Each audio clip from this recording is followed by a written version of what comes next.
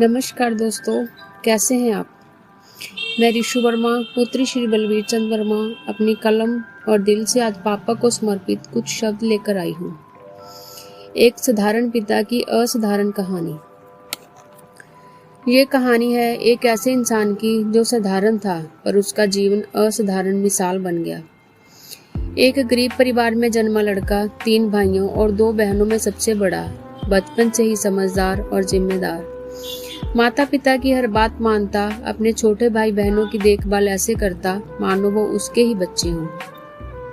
अपने हिस्से का खाना भी मुस्कुराकर उन्हें दे देता, खुद भूखा रहकर भी उनकी खुशियों में तृप्ति ढूंढता। समय बीता, बड़े हुए तो शादी हुई। किस्मत से एक समझदार और साथ निभाने वाली पत्नी मिली।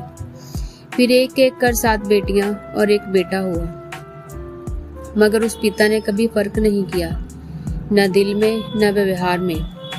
बेटा हो या बेटी, सबको बराबर पढ़ाया, पाल पोस कर बड़ा किया, अच्छे संस्कार दिए। हालात कभी आसान नहीं रहे। दुकान तक नसीब नहीं हुई थी तो सड़क किनारे बैठकर मेहनत की, धूप में तपते रहे, सर्दी में कामते रहे, पर काम करना नहीं छोड़ा। शिवजी में अगाध श्रद्धा थी। हर सुबह उनकी पूजा करते और निकल पड़ते दिन भर संघर्ष करने के लिए। 52 साल की उम्र में एक दिन अचानक गिर पड़े। कूल्हे की हड्डी टूट गई। अब चलना फिरना भी मुश्किल हो गया, मगर हौसला नहीं टूटा। पत्नी ने बहुत सेवा की, लेकिन तबीयत थोड़ी बहुत सुधरी तो फिर काम के लिए चल दिए।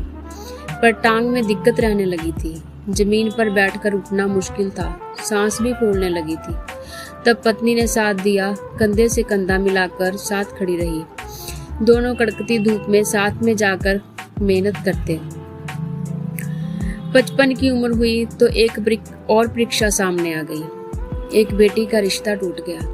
वो खुद भीतर से टूट गए, लेकिन बेटी के सामने एक चट्टान बनकर खड़े रहे। बोले, तू क्यों डरती है, मैं हूं ना, तू अकेली नहीं है।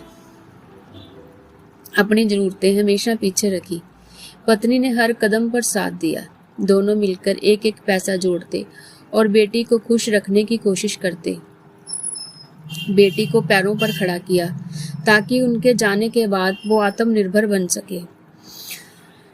ऐसे ही संघर्ष करते करते जब उम्र 74 की हुई तो शरीर ने जवाब दे दिया।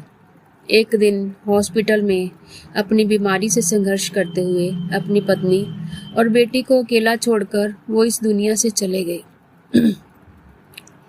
लेकिन वो गए नहीं। उनकी मेहनत,